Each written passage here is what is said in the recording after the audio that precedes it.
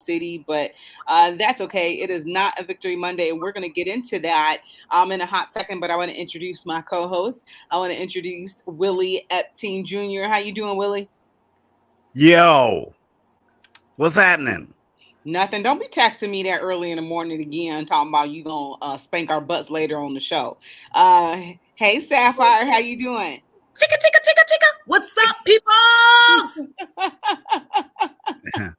Willie, we're gonna get into that a little bit later, but we gotta talk about our Cleveland Browns, man. Yesterday was just it was kind of disastrous. It was kind of good for certain parts, but it was kind of disastrous towards the end. And unfortunately, the Cleveland Browns fall to the Los Angeles Rams. Was it 19-39? 36-19. 36-19. Okay, thank you. Yeah, it was just a terrible game. Get your thoughts on the game. Sapphire, I'll take you first. Well, since we outnumber the male chromosome, why don't we give the floor to the young man that's waiting to give us some feedback? The male chromosome. Yes. Which I love, by the way. Love me some male chromosome. Except well, Joe Flacco, for about 3/4 of the game, channeled his inner 2000 and what was that? 11, 12, 13, I think it was.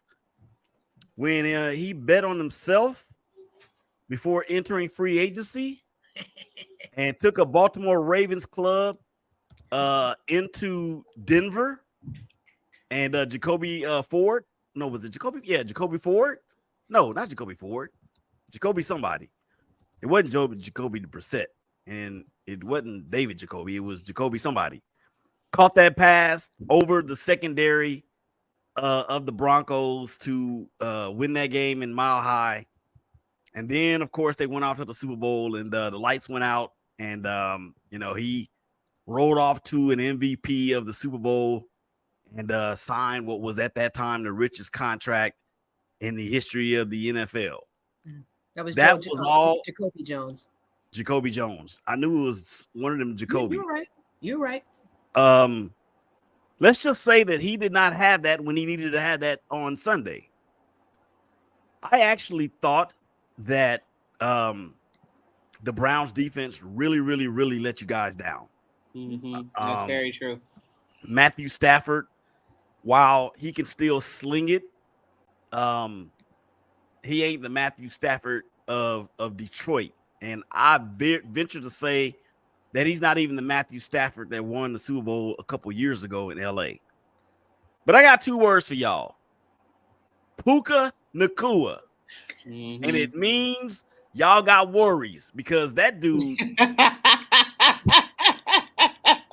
that's the way Elijah. We expected Elijah to be playing, right? Wait a minute, what's going on here? I got company. What you mean you got company? Somebody just popped up? Yeah, y'all didn't hear that in the background?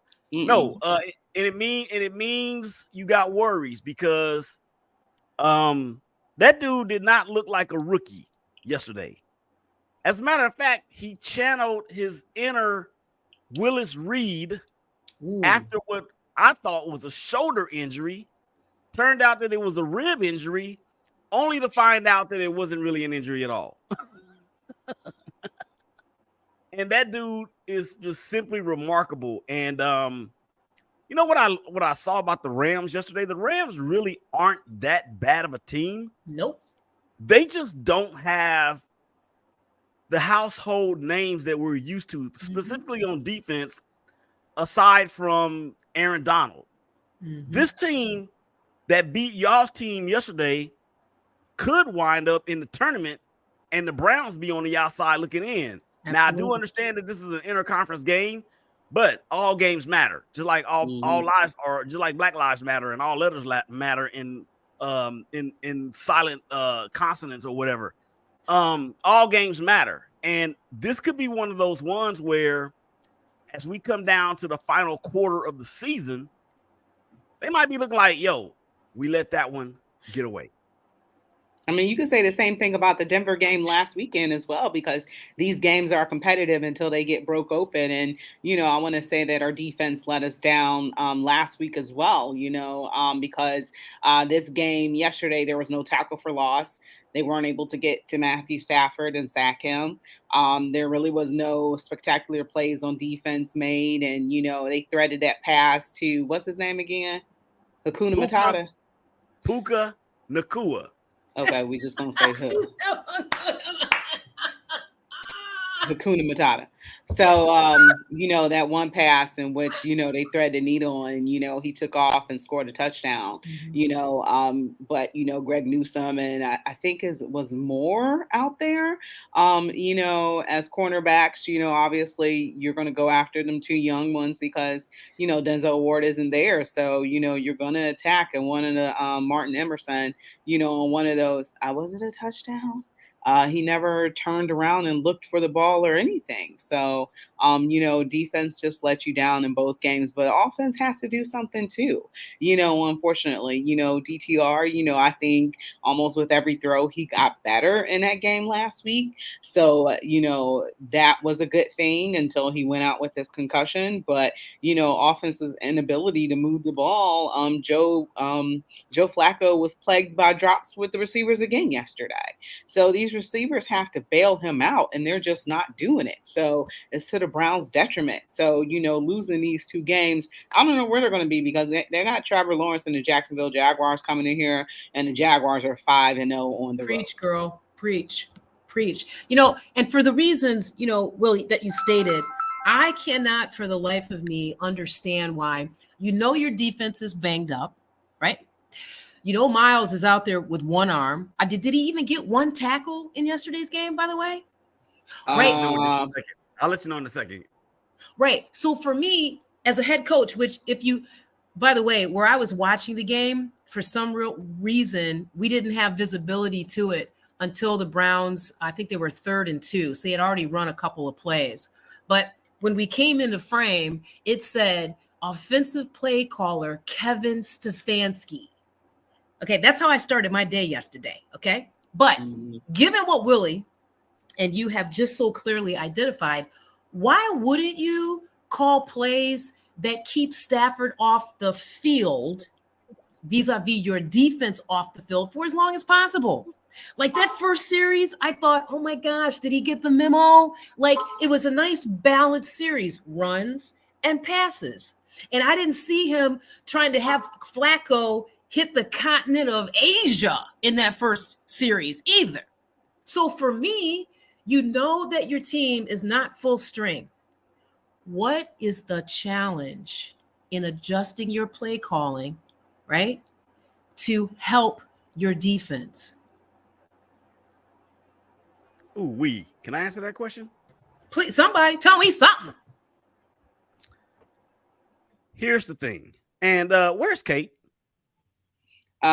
Kate has some health issues today. She could not be here. Oh, okay. Big ups, Kate. Prayers I hope you feel better, darling. Yeah. Prayers up for the Kate. And hopefully it's nothing serious. And if it is nothing serious, then I'm not gonna crack on you too hard. But here's the thing, Kevin Stefanski, he's a classic personality that says, well, this is who I am. This is who I am. This is who I am. And this is what I'm going to do. Now, just to dive into the mental health aspect of this particular question, in my humble opinion, as a certified life coach in the great state of Texas, and can coach anybody anywhere in the world, when I hear people say that, or when I see people that have that particular type of action, or if that's how they're operating, this is what I say. I say, okay, be who you are, but understand that if being who you are hurts other people, or it does not progress the people that are around you, being who you are, you will find yourself by yourself with being who you are. And in Coach Stefanski's case, he may find himself in the unemployment line after this season. Mm-hmm. That's Maybe not. fascinating that you say that. It really is, because as I was listening to the array of Cleveland sports media, sort of deconstruction of the game, I did not hear that at all. I heard the team loves him because he's a young and up and coming coach, and they want to ride the wave. So it's very, very interesting. And I don't disagree with what you're saying, but I'm old school, right? I'm old school. There's consequences. When you throw away 3 games, like the Browns have seemingly done, and when you can identify the primary cause of those losses, there should be consequences. But perhaps the younger generation has a different view of accountability. Yes, supposedly they love their coach, even though he can't inspire me to get up and use the restroom. So, but they have a lot of love for Kevin Drink some Stefanski. water real quick. That'll change in a hurry. To me, I don't think he's very motivating at all, especially, going out into the field, giving his post game speeches and stuff like that, but I heard that this team loves him. I remember when they won, when they beat Pittsburgh in Pittsburgh during the playoff game, the first thing Jarvis said was, "I need to see my coach," talking about Kevin Stefanski. So they do love him. But, I agree with y'all as well that there need to be some consequences, because the things that, we think are obvious, he's not doing, like running the ball. That's just testament to last week, is that you're going against the 32nd run defense in the league, and you chose not to run the ball. You chose to throw it with a rookie QB who's, just getting his wits about him. I mean, it doesn't make any sense. So how is this team supposed to win when you have a boneheaded person, make, play calling, and they're not play calling to the strengths of this team? Question. Yes. That's what Jarvis Landry said after the game against Pittsburgh. And to me, in the playoffs 3 or 4 years ago. Here's my question. How many of the offensive skill players are still on this team that was on that team? They all gone. With the David exception, and Njoku. And tight end isn't really considered a skill position. So I'll give you half of a point on that. Nick Chubb, he was there, but he's not there now, so he doesn't count. That's right. Kareem Hunt was not there at the time. Mm-mm. Amari Cooper was not there. Jarvis Landry is not there. True or true? True. Yeah. So what difference does what is the motivating thing for a player on this team to say what that player said on that team? I mean, they were coming off of a playoff victory and on their way to the Kansas City Chiefs in a game that they should have won. Mm-hmm. BSPN translator. This is not the same team as that one. That's true. This is not the same team as that one. You're absolutely right. And on that, we're going to go ahead and go to break. You are listening to Her in the Huddle on WOVU 95.9 FM. We are going to be right back. Okay, we're going to keep going for a second. Sorry about that. Psych. Yeah, psych. We used to say that all the time.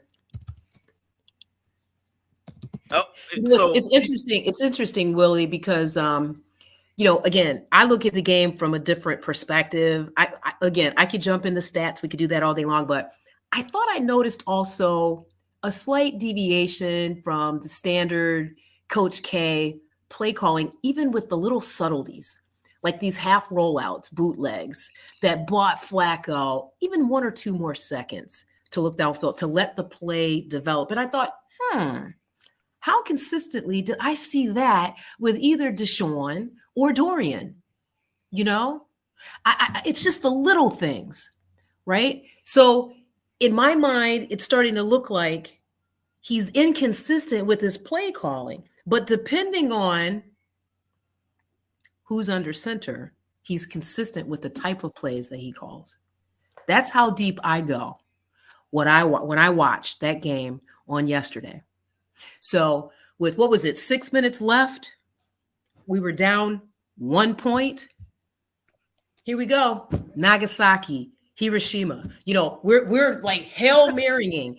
He just drives me bat buggy crazy. I thought she was gonna say something else. Well, Rachel's trained me to do better.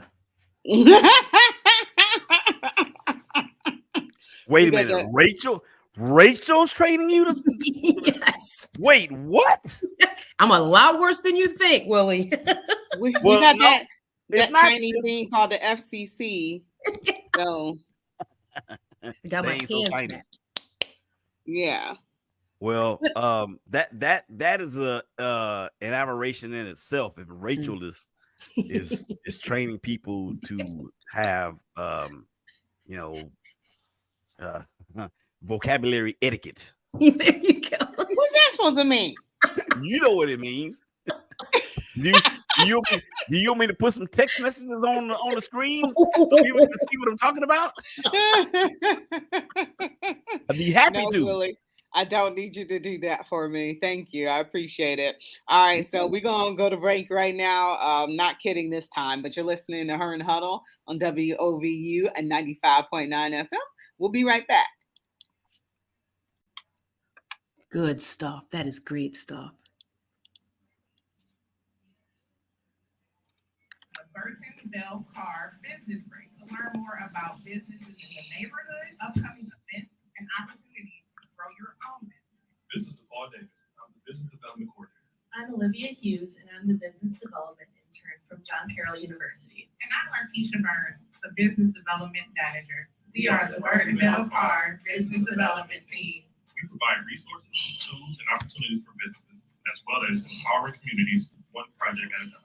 Our team understands the challenges that business owners face every day. Need help starting a business, finding funding, or growing your customers? Our team is here to provide you with the support and expertise that you need for you and your business to thrive. But it doesn't stop there. We empower you with the knowledge and skills needed to navigate the ever-changing business landscape. Our workshops, webinars, and mentoring sessions will keep you at the forefront of industry trends. Let us be your trusted partner on this journey. Together, we'll transform your aspirations into reality, turning your business dreams into tangible achievements. Your business needs to be everybody's business. Call us today at 216-341-1455. That's 216-341-1455. I'm Marquise. I'm Olivia. And I'm DePaul. Call us at 216-341-1455. We are the Burton Bell Carr Business Development Team. Ohio, a new choice for Medicaid is here. Anthem Blue Cross and Blue Shield, the name you can trust because we're the plan that plans on everything from 3 a.m. fevers to life-saving medicines. So choose Anthem for your Medicaid plan. Visit anthemohio.com today. This was brought to you by Anthem Blue Cross Blue Shield Insurance and WOVU 95.9 FM. Our voices united. Burton Bell Carr Community Radio. Welcome back to Her in the Huddle with Rachel Hill, the First Lady of Sports. All right, welcome back to Her and the Huddle on WOVU and 95.9 FM. This is your girl, Rachel Hill, the First Lady of Sports, and we want to remind you to keep it locked here on your regular radio dial on 95.9 FM. You can always listen to us online at WOVU.org. You can always download that WOVU app to take us with you on the go, and you can always contact the station with any questions, comments, or concerns, or just want to have your voice heard at 216-271-0959. Like I said, I'm Rachel Hill, the First Lady of Sports, and I'm here with my co-hosts Sapphire and Willie as well.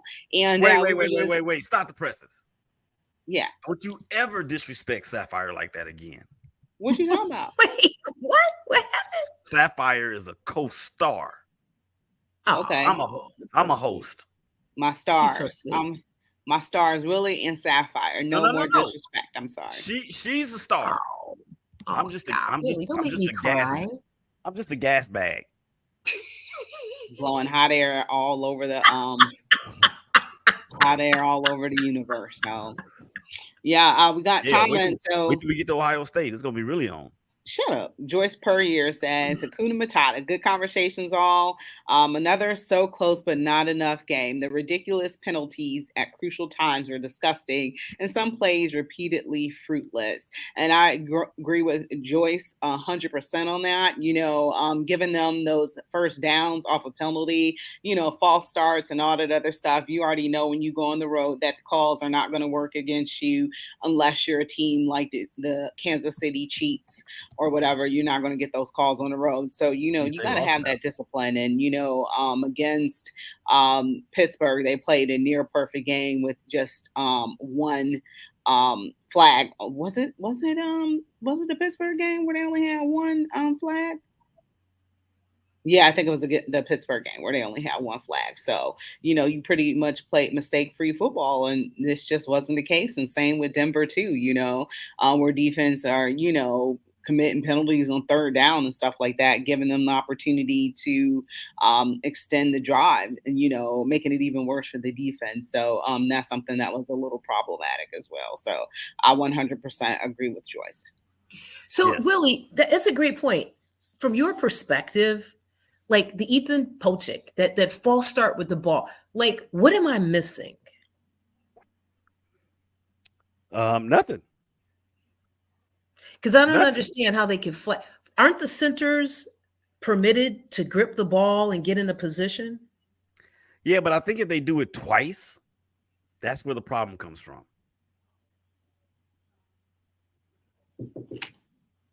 So Sapphire's frozen.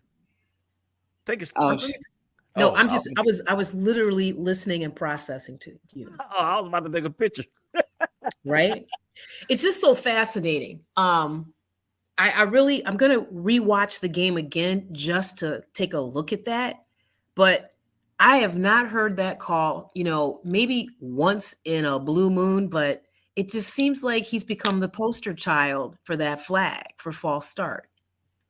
Yeah, because I don't really see nobody else on the line doing it that much. And the defensive, defensive false starts as well, too, that it's just killing us. Yeah, it is. Those penalties are killing us.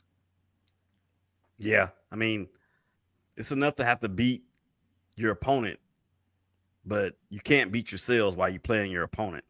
How many penalties did they have yesterday? Let me look real quick. And while you're doing that, I wanted to go back to, listen, I'm not making any mistakes or I should say excuses, but Amari just has not looked like himself. And I'm curious to know when you think he sustained the concussion.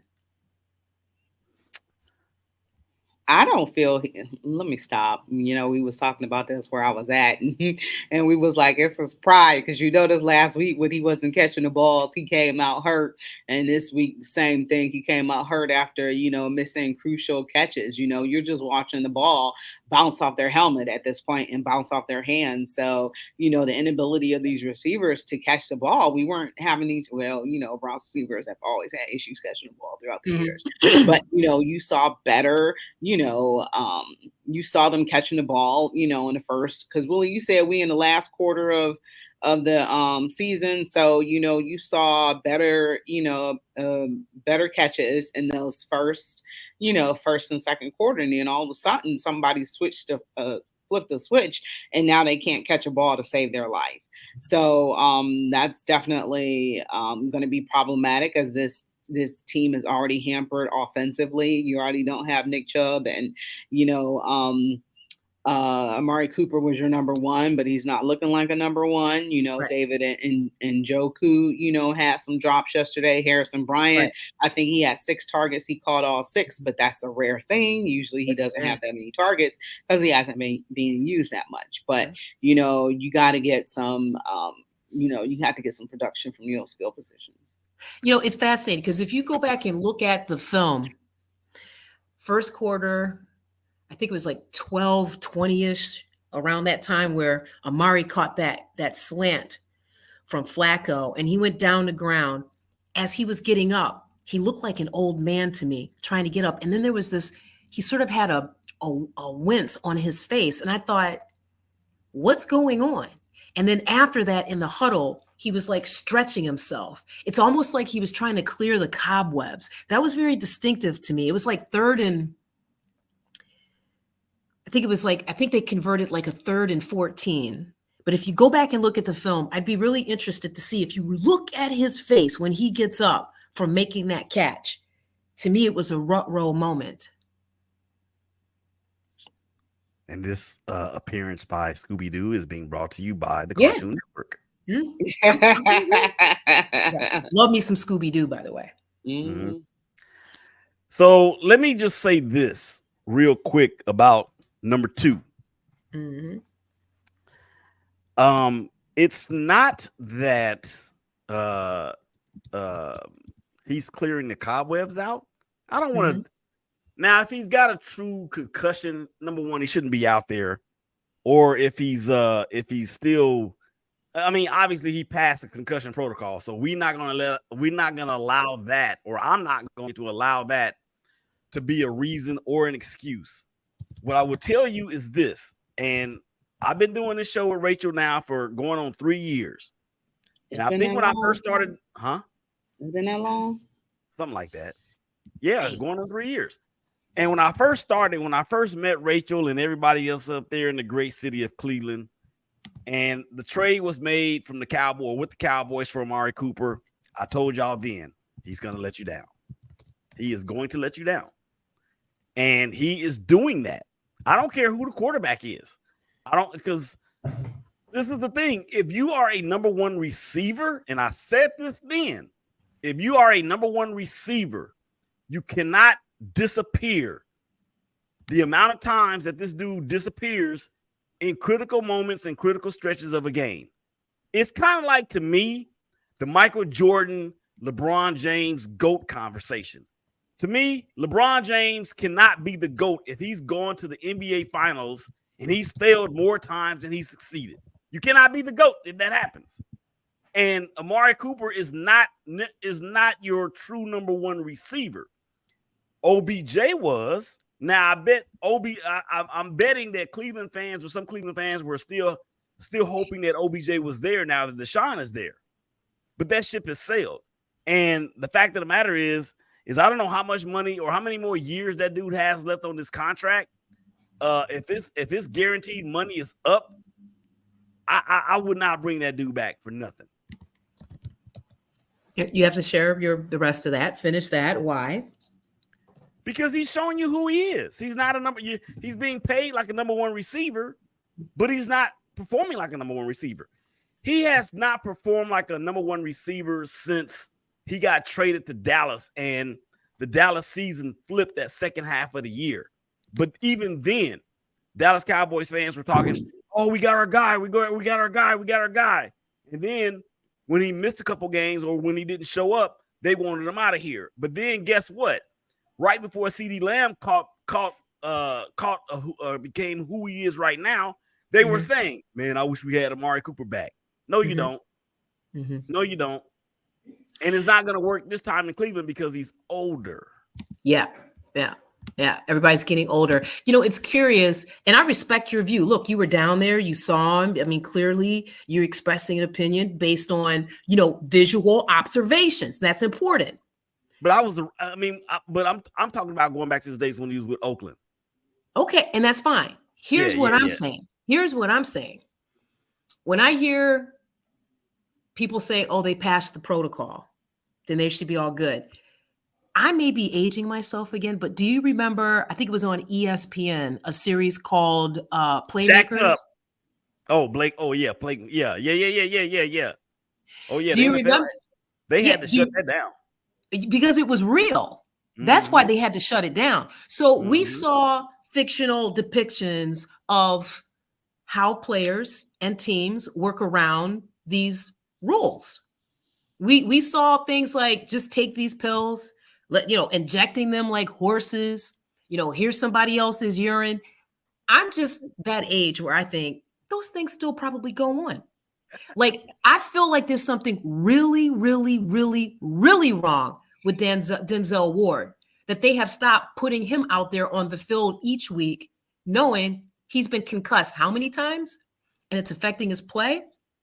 I've seen games where on the sideline, the man was actively vomiting for no reason at all. That tells me these men, God bless them, I will never complain about what we perceive as the enormous amounts of money these ballers get paid to play, because they are actually shortening their lifespan.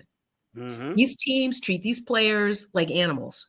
Okay. Which is why I still have a sensitive, issue with the way that Kevin Stefanski threw Deshaun under the bus with that, oh, his shoulder is structurally sound. Now we know. Don't forget Baker as well, too. Boom. That's fair. That's very fair. So when I hear things like that, I'm like, because I tell you, if you go back and if you review the game film and you look at the way that Amari got up after converting that first down, it's right there in his face. Something was off. So not making an excuse, because they do have the dropsies. And, we're how many weeks into the season? Injuries catch up with you. The impact of, participating in a collision sport catch up to you. But this is a crucial time for them to not be catching the ball. And Joyce also said, you're right, Sapphire. My guy who played for the Browns years ago said the same thing about that play, and that Amari was hurt then. So, so we got to go ahead and take another break. We'll be right back and we'll finish that conversation. You're listening to Her in the Huddle on WOVU 95.9 FM. We'll be right back. College-wide Vice President for Access and Community Connections at Cuyahoga Community College. Hey, Willie, to learn more about let's make sure we get into some CFP. I'm excited, and we just got to give props where props are due, brah. Yeah. 3104 West 24th Street in Cleveland, Ohio. Metro Health Medical Center, 2500 Metro Health Drive, room S-101. Olivet at University Hospital's Otis Moss Junior Health Center, 8819 Quincy Avenue. University Settlement, 4800 Broadway Avenue. You can reach Erica Bell, erika.bell at tri-c.edu. Phone number 216-987-4238. On behalf of Cuyahoga Community College, I invite you to come and learn more about how to get started with your next academic or workforce or skilled trades opportunity at one of our access centers. When I get somebody to pay for my PhD, we're waiting for you, and we can't wait to get started. You're a sponsor. Your next opportunity. Ohio is our home, and it's full of family we're proud to care for. With more than 200 locations, Cleveland Clinic is growing to bring world-class care to your community. From Canton to Avon, and coming soon to Mentor. Whether it's sniffles and sneezes, or something more serious, big or small, we're always near you. For every care in the world. Schedule your care today at clevelandclinic.org/access. This message is brought to you by Cleveland Clinic and WOVU 95.9 FM. Our voices united, Burtonville Car Community Radio. Welcome back to Her in the Huddle with Rachel Hill, the First Lady of Sports. All right, welcome back to Her in the Huddle on WOVU and 95.9 FM. This is your girl, Rachel Hill, the First Lady of Sports, and I am here with my host, Sapphire, as well as Willie. And Willie, what you say I got to describe Sapphire as? Co-star. Co-star, co-star. But y'all my host. Huh? Y'all my host. You the host. No, y'all host with me, though. Well, all y'all are stars in my book. I just moderate. Can you feel the love? I'm a little moderator. Ugh. So I guess we can hit some double. I was about to say double NCAA. I guess we can hit some NCAA. I'm pretty sure Florida State, man, has some choice letters for the NCAA. Yeah, I Crazy. feel like they got robbed. It's just messed up, because they're the first team ever to go undefeated. And I mean, this thing has only been around for 10 years, but they're the first team ever to go undefeated and not make it into the college football playoffs. And you can use that same logic against them. They talked about how, it's because of the quarterback issue, but you could say the same thing about Ohio State, who won the inaugural CFP. They did it with a backup quarterback, Cardale Jones, because it's Cardale Jones, right? Uh-huh. Okay, thank you. I had a brain, right there. But they did it with Cardale Jones because JT Barrett had been hurt, and they did it with him. So you can kind of say that's like the same thing. They won with their backup quarterback. So why couldn't Florida do that? Why couldn't Florida State have the opportunity to show? Because their backups have been just effective because they keep on winning. They haven't stopped winning. And didn't they play 2 Power 5 teams on the road this year as well? I want to say almost 3. I wish I could have been a fly on the wall in that room because, if you were not aware, this was the first year that all the committee members were in the same room watching the games. I don't know how they came to that conclusion. Oh my gosh, Florida State. You know what? We all know what it is. It's the SEC effect. Boom.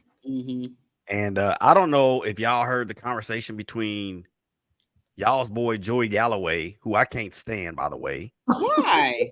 And Booger McFarland. And wait, time out. You owe us an explanation. Why do you hate Joey Galloway? Because when he used to score that touchdown, he used to do that stupid. Dude, you're a receiver. You're a speed receiver. At that, it ain't like you a possession receiver that go over the middle all the time. It ain't like you dude. Whatever. So anyway, Booger McFarland, in my opinion, this dude might be on in the unemployment office too, because he kept it a little bit too real.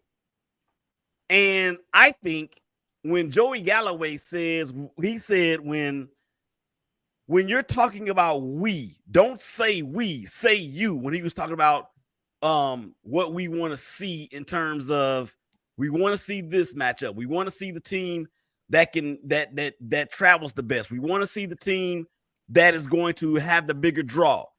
And I was like, and Joey Galloway said, we don't care. Number one, you're lying. You do care.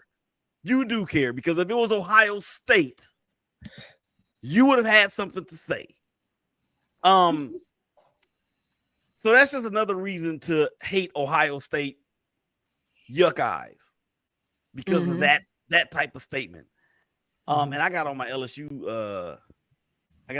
hoodie today. I did go to LSU for one semester. Okay. One semester. What bowl game they going to? I don't know. I know my team is going to the national, or is going to the Sugar Bowl. That team that beat y'all's team 9 days ago. So let's talk about Florida State. I want to talk. I'm pissed off. I'm pissed. Tell Willie I'm heated. Tell Willie I'm heated. Where you at 4? Tell Willie I'm heated. Yeah. You got good on 3. Man, what you want? Tell him I'm heated, Willie. Willie, I'm heated. What you want, man? I'm heated, Willie. Talk to us. Willie, I'm heated. Is he just gonna keep repeating himself? Can you hear me? Yes. I'm heated, Willie. Okay, that's the 4th time you said that. Are you burned yet? Because you've been heated for a minute. I am burnt. No. I'm glad this is the last year of this travesty that happened at Florida State. I agree. I can't fathom of when that's the wrong word. I can't understand why this quarterback thing, this is college football, we treat it like it's the pros. Like I tell people, the talent, when you talk about top tier programs, P5 programs, the talent between the first guy and third guy is not really good. I mean, the stretch is not really that much. It really not. we fail to realize that Alabama didn't have a quarterback the first 4 weeks of the season. It was flopping back and forth. Who was the better quarterback? Dude just got on the run. But when you talk about, I don't see the difference. If Alabama quarterback went down, another quarterback went in and won the game, they still wouldn't have made the playoffs. It's the metrics that people are using on Florida State that shouldn't have been used, which they made it a national narrative. And I think it got into the committee's head. And not just saying, yo, you did go 12-0. You did everything you were supposed to do. You deserve to be in. Regardless. Georgia didn't deserve to drop out. Georgia drops out of it. You went in the whole year. Remember, Willie, you told me last week, you did 4 times. Like, you still deserve to be in. Because you got to get beat in the playoffs. And for you to drop 5 spots, come on, man. Yeah, they dropped from 1 to 5. Really? Like, come on. Really? Here's the thing, bro, and ladies, and everybody out there that's watching and listening.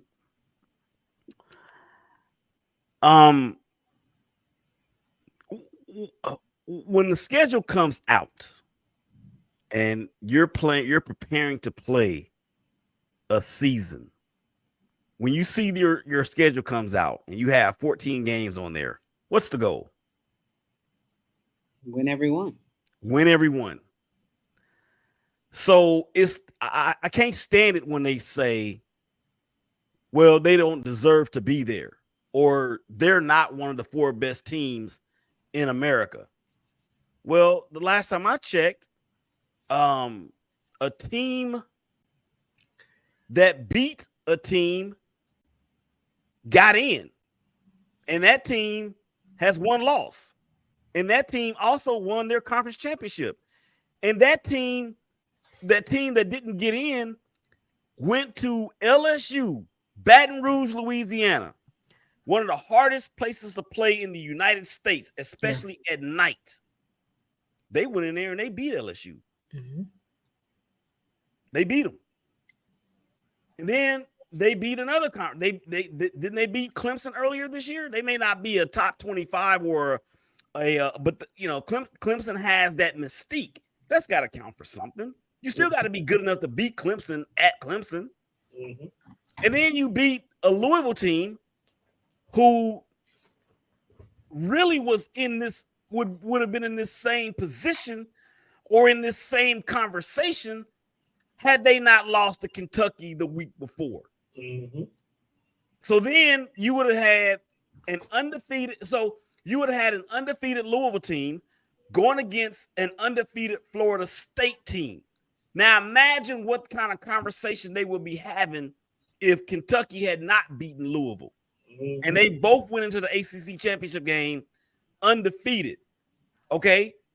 And Louisville loses to Florida State with their 2nd, 3rd, 4th, 5th, 6th, 12th string quarterback.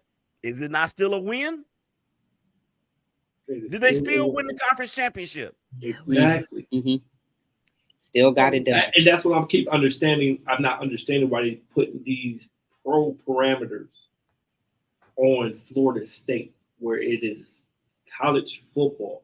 It has nothing to do with Florida State, Chris. I know what I had to do. I know what you got to deal with. I know what it really is. You said it last week. This is the SEC's fingerprint all on this. Not one time, not once since 1999 have we not had an SEC team in the mix all the way to the end. That wasn't going to happen this year.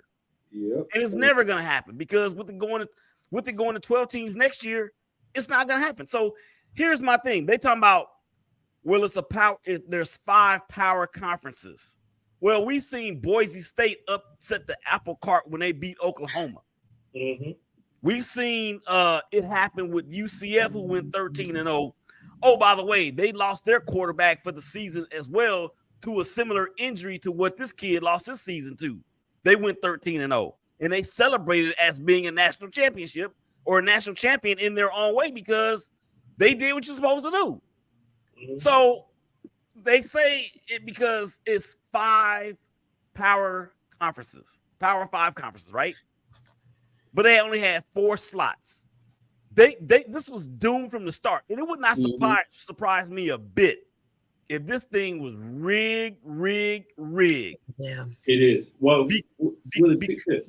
Go ahead. because wait a minute, because how you gonna have if you're gonna have 5 power conferences and a 14 playoff, and the SEC has had a team represent playing for or at least being in position to play for a national championship, and in the last year of the current format, all of a sudden they're not gonna have somebody in there. That's not that was never gonna happen. That was never going to happen. I'm shocked that Alabama rose from 8 to 4, and I'm shocked that Georgia fell all the way out of the top 5 or out of the top 4. Yeah. So 5 power conferences, 4 slots. They should have done this back then. They should have went to 6 teams and not 4. That way, all 5 power conferences would have gotten in, and then you would have had one at-large bid. Boom. That would have solved the whole That thing. makes too much sense. That makes too much sense, Willie. That makes too much sense. And furthermore than that, what did the SEC just sign today? A $3 billion deal with who? ESPN. Disney, ABC, and all of them. $3 billion. They all in bed together. All Right after, understand this. This is right after they got. Do you think that would have been announced right after if no one from SEC would have got in there? Like you said, Willie, this was doomed from the start, and we seen it. We said last week. It is no way that Alabama jumps that high up, and I think I'm more upset that Georgia fell all the way out. Which it is. I don't know why they're not complaining. Maybe because it's an SEC thing, and they're gonna benefit on a long run out of it. But Georgia, the farthest it should have fell was this 4. Peep this though, y'all. Peep this. Since the committee want to talk about the what ifs, what if Deion Sanders was the head coach at Florida State? Oh, definitely. Definitely. They'd have been in. Definitely. They would have had to make a huge choice between Alabama and Nick Saban and Deion Sanders at his alma mater in a 13-0 season and a conference championship. I don't care if Charlie Ward was back there playing quarterback. I like Charlie. Do you think that they would have left Florida State out if Deion Sanders was the head coach of the Seminoles this season? No, that wouldn't happen. This goes to another point of how Florida State brand is not Florida State brand anymore, which is mind-boggling. For years, they used to be a dominant brand. Everybody see it with their eyes open. You can't act like it, but like you said, ESPN, all the pundits and everybody is all in bed together to get Alabama to get Saban his last championship, to do this. It said SEC the dominant conference, and we've seen it this year. They're not the dominant conference this year. I watched these games. I watch who Alabama played. I watched those games. I've seen those scores of those games. There wasn't easy games for them. They were going like those teams were equal to Alabama. Alabama didn't blow anybody out. To me, they didn't look like one of the best 4 teams. They didn't look like Alabama beat Auburn, who lost to New Mexico State. Understand what I'm saying? On a prayer. Considered one of the 4 best teams in the country. That's my argument with them being boosted that high up and even leaping everybody, and Georgia getting all the way out. Georgia should still be in the playoff. That's one of my biggest arguments. Georgia should still. That is a slap in the face to Georgia. Well, what about Texas? Their leap as well. No, but Texas. They had to put them in. They had to because Alabama got it. They had to. Yeah, they were going to have to put Texas. There is no way, and the rug means no way that they would have put Alabama in and not put Texas in. No way. So who y'all think gonna bring it home? Alabama. I don't know. Let's no, not Alabama. That's what they setting it up for. They trying to. They are. You're absolutely correct. They setting it up for Alabama to do it. You're absolutely correct. Nah. You're absolutely correct. Let's see, because is Alabama better than Oregon? Probably so. Mm-hmm. Is Washington better than Georgia? I don't think so. No. I don't think so.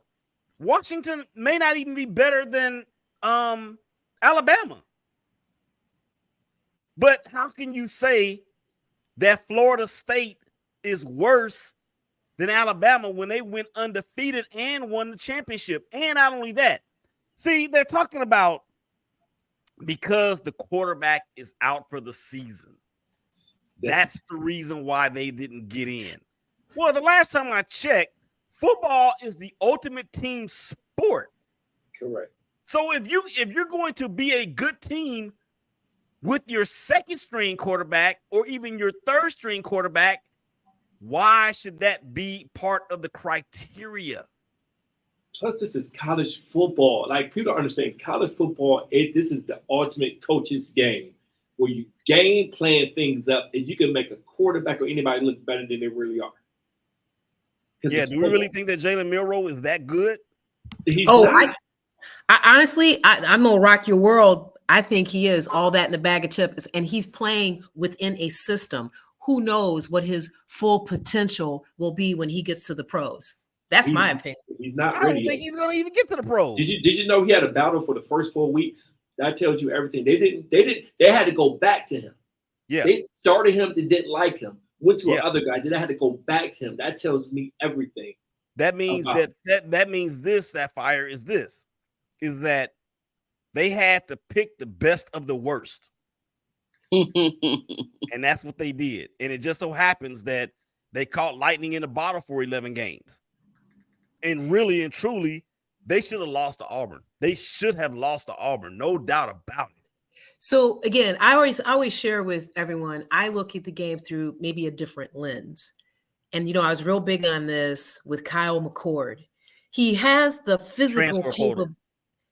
Well, I would agree with that, absolutely. But in terms of physical capabilities, he has them. To me, just like a business, a company, a football team on whatever level, it's the coach's job to pull out of that player a consistent level of performance. And that's between the ears. That is what I think Milroe has, that from my perspective elevates him over a lot of quarterbacks. Because even in that Auburn game, I saw a quasi-professional walk onto that field believing that he was going to win that game.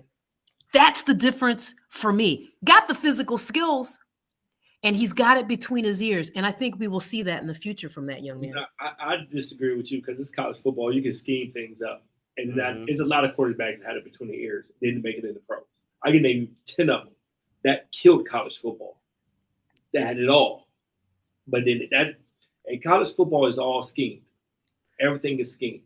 And Sapphire, let me tell you this about Jalen Milroe and what I've seen. Okay.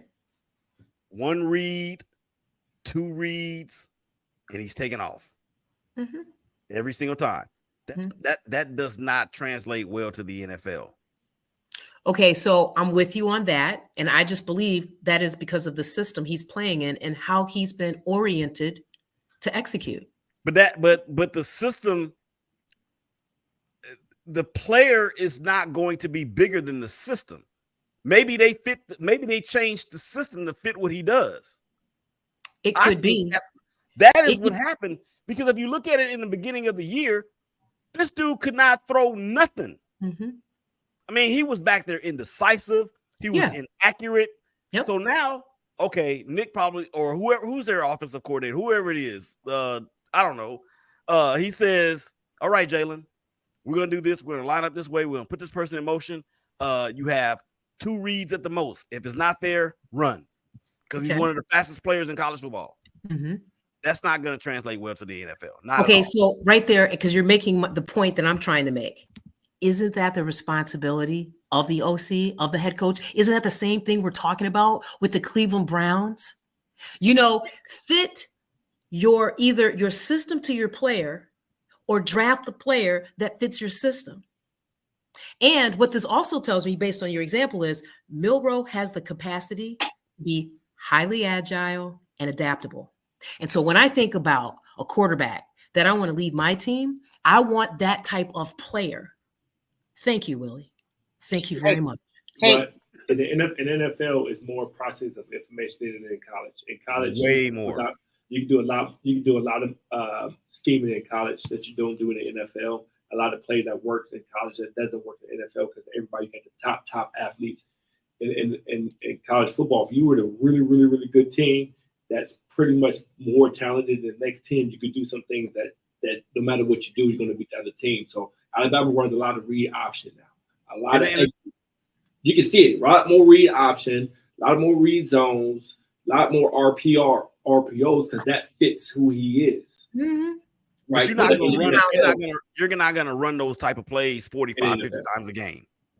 Not in the all right, NFL. y'all. Really quickly, so just breaking news. Marvin Harrison Jr. has been announced as a Heisman finalist, so he's going against 3 quarterbacks. He'll come in 4th place. Hopefully not. No, they're gonna break Ohio State off a little something. Watch the politics unfold.